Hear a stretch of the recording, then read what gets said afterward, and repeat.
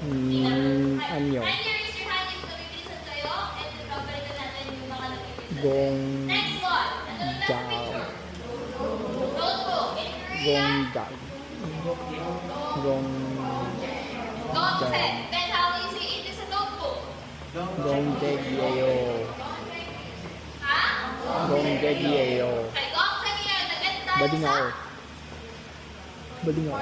Consonant ng iyo, kaya nilulugtong po natin ay iyo. Yeja. Yeja. Yeja.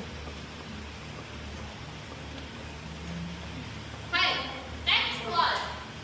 Chair. Then, paano mo pinabasa yung Korean? Yeja.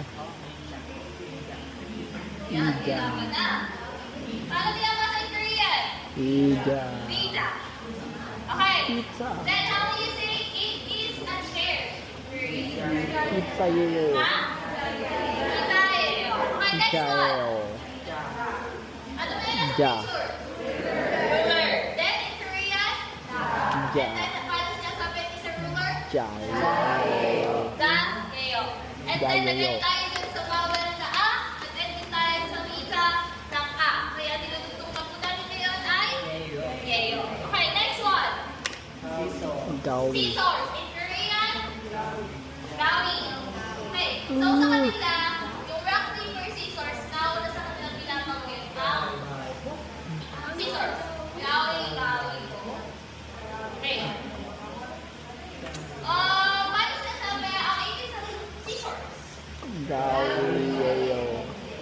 Gawi, gawi, yeo. Okay, next tayo Yeo. sa vowel. Next one.